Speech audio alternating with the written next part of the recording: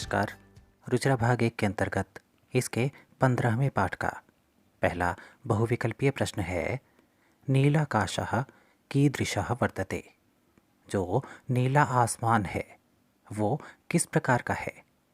संकुचित यानी कम फैला हुआ, विस्तृत अधिक फैला हुआ, निपुण अर्थात कुशल, या सरल यानी आसान। ये नीला आसमान बहुत अधिक फैला हुआ है यानी कि विस्तृत है। इस प्रकार दूसरा विकल्प इसका सही उत्तर माना जाएगा। दूसरा प्रश्न है, अवकाशः कुत्र न दृश्यते, यानी कि खाली जगह कहाँ पर नहीं दिखाई देती है। विद्यालये विद्यालय में, गृहे घर में, धरायाम पृथ्वी पर, या आकाशे यानी कि आकाश में।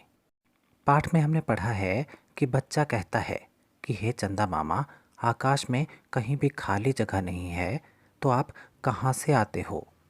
इस प्रकार यहाँ चौथा विकल्प आकाशे, ये इसका सही उत्तर माना जाएगा। तीसरा प्रश्न, तारक खचितम किम अस्ति, यानी तारों से सुशोभित, तारों से सजा हुआ क्या है। पत्रम पत्र है, वृक्षः वृक्ष यानी पेड़ है, सित परिधानम सफ़ेद वस्त्र है, या चंद्रः अर्थात चंद्रमा है।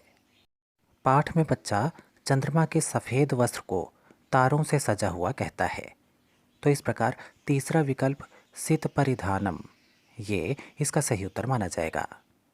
अगला प्रश्न है, चंद्रिका वितानम कीदृशम अस्ति, जो चंद्रमा की चांदनी है वो किस प्रकार की है। हरितम हरे रंग की, कृष्णम काले रंग की, धवलम सफ़ेद रंग की, या नीलम यानी नीले रंग की। चंद्रमा की फैली हुई चांदनी को सफ़ेद रंग का कहा गया है, तो यहाँ पर तीसरा विकल्प धवलम, ये इसका सही उत्तर माना जाएगा। आगे बढ़ते हैं। ए ही शब्द का अर्थ क्या होगा। इसके लिए 4 विकल्प दिए गए हैं। आओ, गाओ, जाओ, या पाओ। ए ही का अर्थ होता है आओ, अर्थात पहला विकल्प इसका सही उत्तर माना जाएगा। अगले बहुविकल्पीय प्रश्न में मामा शब्द का तत्सम शब्द पूछते हुए नीचे 4 विकल्प दिए गए हैं। सूर्यः, चंद्रः, मातुलः, या कपोतः। ध्यान दें, मामा को संस्कृत में मातुल कहा जाता है। इस प्रकार तीसरा विकल्प इसका सही उत्तर माना जाएगा। इसी प्रकार अगले प्रश्न में तारा शब्द के लिए तत्सम शब्द पूछते हुए नीचे 4 विकल्प दिए गए हैं। चंद्रः, तारकः, कपोतः, या मयूरः।